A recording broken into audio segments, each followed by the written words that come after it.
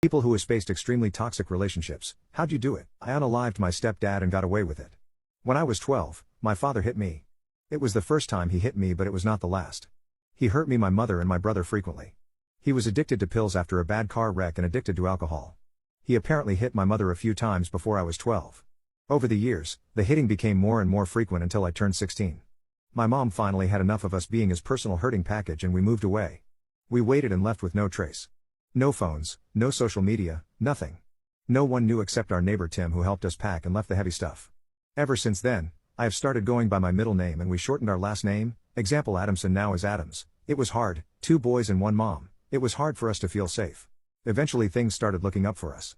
We eventually all got jobs and secured a small 2-bedroom apartment. My younger brother ended up falling in love and wanted to marry this girl. He never told her all the details, but enough for her to know shit happened, just not everything. Somehow, my aunt found out about the wedding. This was my dad's sister. My guess is my brother's fiance's family posted something and she saw it. I do not blame my aunt. No one knew about my dad, and after the incident, we learned he said she left with another guy. 2 months before the wedding he found us and beat my brother so bad the wedding had to be called off. We reported it to the police, and nothing happened. He got questioned, interviewed, whatever. Yet served no jail time.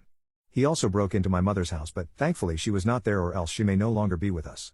When beating my brother he talked about how insulting it was we left and my mom turned us against him and how embarrassed he was of us. Years of therapy gone, my brother, mother and I were back to how we were before we left. My brother's fiancée is scared and her parents want her to call it off. This isn't a tough guy something snapped or I decided he would pay moment. I was afraid I was next. I wasn't trying to get revenge, I wanted safety.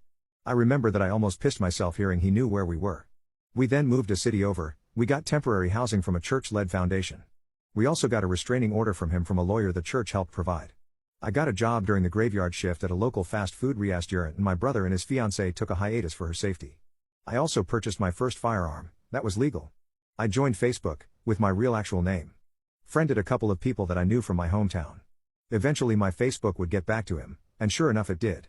He messaged me one night while I was at work and I stared at it for a solid 3 minutes before my manager told me to put my phone away. Once on break, I went in the cold freezer and cried and cried and cried. I never messaged him back at all. After work, I went to the local park and posted a photo of the pond/fountain. I had been doing this previous nights as well, usually within a 30-minute time frame. The next night, same thing again, but with the name of the park sign in the background. Every night for about a week I walked through that park waiting on him. Each night that I walked my hand was on the trigger.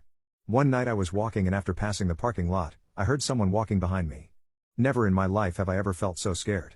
I could barely hear the footsteps over my heart beating. I turned around and saw my father. My ears began ringing. I had shot him. I had closed my eyes so I was unsure if I even was aiming for him. He never got a word out and now I'm safe. I did get arrested. I did spend some time in jail. It was ultimately ruled self-defense, but I carried without a permit. So I had to go to jail for a few months and pay a fine. I got out of doing half the jail and the fine by doing community service and attending a class. What I told the police was different than what really happened. My father began yelling at me. Told me he tracked me down using Facebook and that he was going to kill me.